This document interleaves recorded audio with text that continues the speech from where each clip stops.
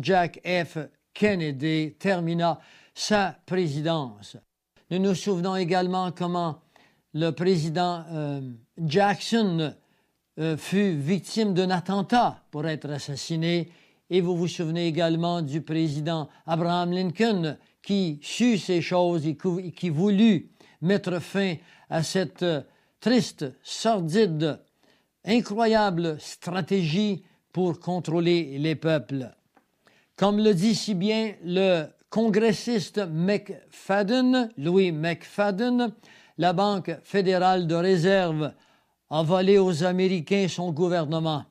Elle contrôle tout, incluant les relations étrangères, et elle fait ou démantèle les gouvernements selon sa volonté. L'opération bancaire, appelée encore banking, a été conçue dans l'iniquité et elle est née dans le péché. Les banquiers de la terre possèdent cette dernière. Enlevez-leur, mais laissez-leur le droit de créer l'argent et avec le revers de la main, ils recréeront assez d'argent pour la racheter. Enlevez-leur ce pouvoir et de grandes fortunes comme la mienne disparaîtront. Ces déclarations sont de Sir Josiah Stamp. Josiah Stamp était président de la Banque d'Angleterre. Il était considéré comme le deuxième homme le plus riche de son époque.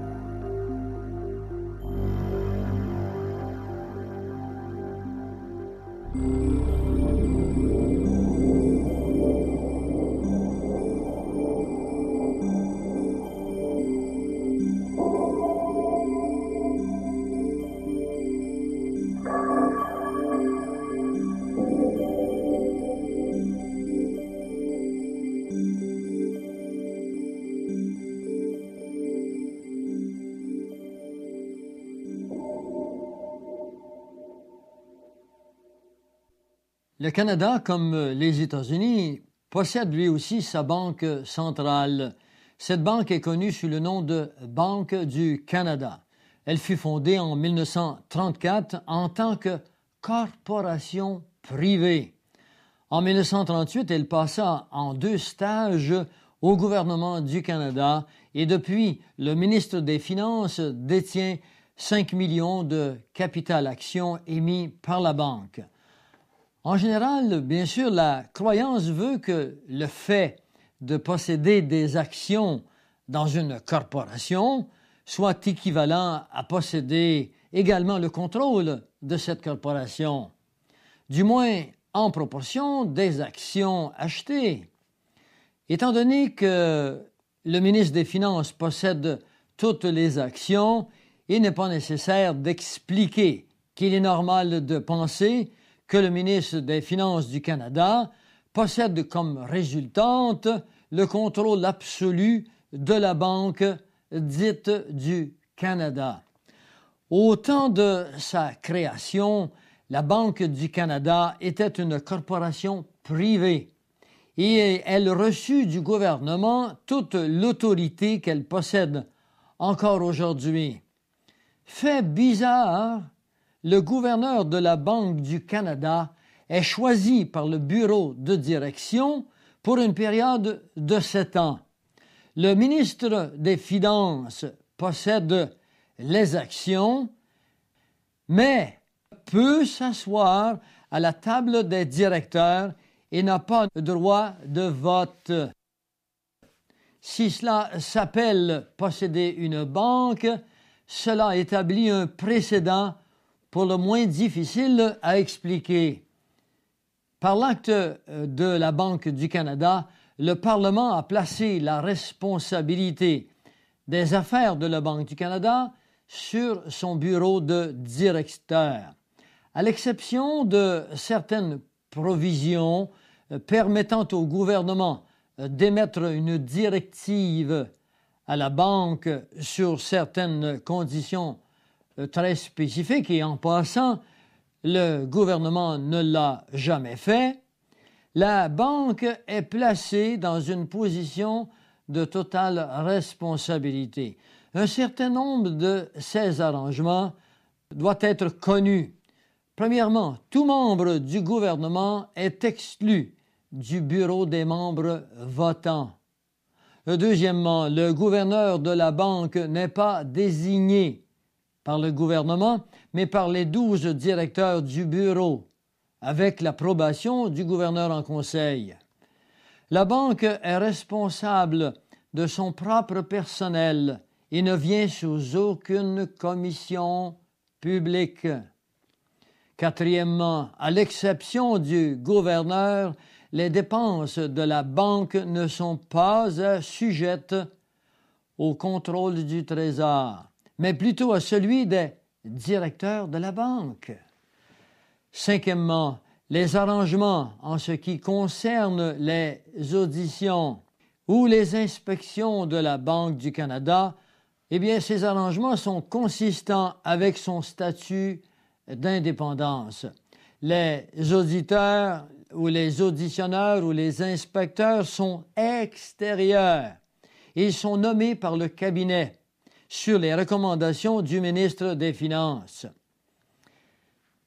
À la lumière de cette indépendance, les Canadiens seraient en mesure de se demander à qui appartient la Banque du Canada. Sur 21 corporations en liste sur les registres publics, 2 seulement de ces corporations ne sont pas des agents de Sa Majesté. L'une est la Compagnie du chemin de fer canadien national et l'autre, bien sûr, la Banque du Canada. Il est important de se rappeler que le ministre des Finances détient le capital action de la Banque du Canada, mais qu'il n'a pas le droit de vote. Comme les autres banques centrales dans le monde et comme la Banque fédérale de réserve, la Banque du Canada opère indépendamment de son gouvernement. De plus, ce n'est désormais plus une question dans le débat, à savoir si l'autorité réside dans la Banque du Canada ou dans le gouvernement fédéral. Un accord de 1987 a fait reposer dans les puissantes dents de la Banque du Canada l'autorité des arrangements internationaux. Comment un pays, comment un peuple peut-il se donner une direction particulière, un avenir à lui, alors que les décisions de sa richesse économique sont placées dans les mains d'une organisation étrangère à son contrôle? À un moment dans notre histoire où le pays a sur la tête une épée de Damoclès de 600 milliards de dettes fédérales seulement, que plus de 47 000 faillites et plus sont déclarées en une année seulement, que les gouvernements, au nom des compressions budgétaires, ferment les hôpitaux, réduisent des services essentiels et que les banques réalisent des profits jamais vus dans le passé, n'est-il pas temps que les cerveaux des Canadiens s'éveillent et entrent en fonction? Pourquoi le Canada a-t-il ou est-il en dette? Le Canada est en dette parce que son système bancaire ne lui appartient pas plus que la Banque fédérale américaine appartient aux Américains. Il appartient à des banques privées qui dirigent notre destinée vers une catastrophe dans laquelle nous sommes déjà entrés, croyant bien sûr que tout va bien parce que ignorant des faits ou ignorant de l'histoire. L'histoire des hommes sans scrupules et leurs intentions globalistes ou communistes socialistes cachées sous des couvertures sémantiques particulières telles que le marché international, la Banque mondiale, le Fonds monétaire international sont des signes certains de leur réalisation de contrôle global pour soumettre les peuples à la nouvelle culture internationale, pour ne pas dire à la nouvelle religion mensongère d'un gouvernement mondial proposant l'abandon des souverainetés nationales afin soi-disant d'éliminer les guerres et les pauvretés. Malgré l'aveuglement général et malgré le désintéressement des populations à cette nouvelle tracée, à cette route toute faite par des financiers dont les plans grotesques nous sont désormais connus, permettez-moi de vous dévoiler des contradictions flagrantes avec la loi du pays, appelée officiellement la Constitution canadienne. L'article 91 de la loi constitutionnelle décrit nettement le pouvoir et décrit le droit et la responsabilité du Canada face au système bancaire. Lisons ensemble dans l'Acte de l'Amérique britannique du Nord, l'article 91, la distribution des pouvoirs législatifs, pouvoir du Parlement. Il sera loisible à la Reine de l'avis et du consentement du Sénat et de la Chambre des communes de faire des lois pour la paix, l'ordre et le bon gouvernement du Canada, relativement à toutes les matières ne tombant pas dans les catégories de sujets par la présente loi, exclusivement assignées aux législatures des provinces, mais pour plus de garantie, sans toutefois restreindre la généralité des termes si haut employés dans le présent article, il est par la présente déclaré que, nonobstant toute disposition contrainte énoncée dans la présente loi, l'autorité législative exclusive du Parlement du Canada s'étend à toutes les matières tombant dans les catégories de sujets ci-dessous énumérés, savoir. Et là, je me permets de vous souligner seulement les quelques articles, les quelques sujets qui sont pertinents à notre discours. La dette et la propriété publique, c'est-à-dire l'article 1. Le service postal, la milice, le service militaire, le service naval, la défense du pays, tout le monde connaît très bien ces choses comme étant bien sûr faisant partie de la législation fédérale. Mais nous arrivons maintenant à l'article 14 et c'est là que je voudrais, à vous spécialement Canadiens, attirer votre attention. L'article 14 nous dit le cours monétaire et le monnayage. Cela veut dire que le monnayage et le cours monétaire appartiennent au gouvernement fédéral. Mais l'article 15 est des plus concises. Les banques, l'incorporation des banques et l'émission du papier monnaie, les caisses d'épargne Et puis leur titre 19, l'intérêt de l'argent. Mes amis, ces choses, nous dit bien, la Constitution canadienne appartiennent au gouvernement fédéral. Je voudrais maintenant vous amener dans le sujet 29 qui résume et qui nous apprend quelque chose de très particulier qui n'a probablement jamais été amené à votre attention. Et je voudrais que vous portiez bien attention à comprendre ce que l'article 29, ce que le sujet 29 de l'article 91 de l'acte constitutionnel de 1867 révèle en tous les cas aux Canadiens. Et c'est également le cas pour la Constitution américaine.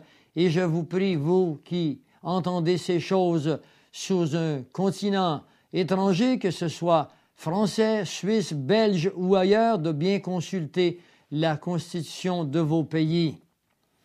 Le sujet 29 de l'article 91 nous dit ceci.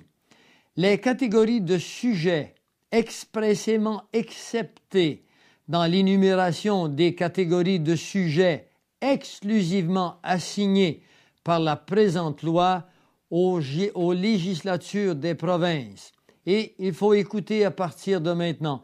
Et aucune des matières énoncées dans les catégories de sujets qui viennent d'être énumérées dans le présent article ne sera réputée tomber dans la catégorie des matières d'une nature locale. Cela veut dire ne peuvent être sous la juridiction des provinces, ce qui est le cas au Canada. Mais il y a plus, et il est marqué aussi, ou privé, comprise dans l'énumération des catégories de sujets exclusivement assignés par la présente loi aux législatures des provinces. Ce document a été conçu en 1867 et il constitue la loi du pays, la loi irréversible du pays. Et cette loi nous dit que les banques ne peuvent être de nature privée. Et nous verrons dans un instant comment les banques au Canada sont privées. Alors voilà une dénonciation flagrante, une antithèse à la loi du pays et qui a valu que le pays soit dans la dette dans laquelle nous sommes. Les argents de ce pays doivent être faits par un acte, une décision politique du pays et les argents doivent demeurer au pays et à ses citoyens. C'est ce que stipule cet article de loi alors que les banques sont devenues privées. Maintenant, voyons un autre document qui nous montre jusqu'à quel point les banques se sont appropriées indirectement ce qu'elles ne pouvaient faire directement. Dans la Constitution et prorogation sur le système bancaire, il nous est marqué dans la partie 3, dans 40 Élisabeth II, document officiel, il nous a marqué ceci. Formalité constitutive. Sous réserve des autres dispositions de la présente partie, le ministre peut délivrer aux personnes qui lui en font la demande des lettres patentes pour la constitution d'une banque. Le ministre peut donc délivrer aux personnes qui lui en font la demande des lettres patentes pour la constitution d'une banque. Et nous venons de voir que dans le document de l'article 91, que les banques doivent être sous la juridiction du gouvernement fédéral. Et il était marqué maintenant à l'article 23, est obligatoirement rejetée toute demande de constitution par lettre patente lorsqu'elle est présentée par ou pour, selon le cas. Et le sujet 23A nous dit « Sa Majesté du chef du Canada ou d'une province, un de ses organismes ou une entité contrôlée par elle. » Comment la Constitution canadienne peut être respectée, alors que cette dernière donne ordre, responsabilité au Canada de réglementer le pouvoir de ses banques, l'intérêt sur l'argent, alors qu'ici, dans la loi sur les banques, le Canada ne peut, ou Sa Majesté représentant le Canada, ne peut faire la demande d'une constitution bancaire. Voilà quelque chose d'inhérent à la Constitution canadienne et qui, par le fait même, devient anticonstitutionnel. Plus encore, la loi sur les banques nous démontre avec quelle capacité de tricherie et de fraude ces derniers ont pu s'emparer de tels pouvoirs qui ne sont légués, qui ne sont donnés qu'à eux.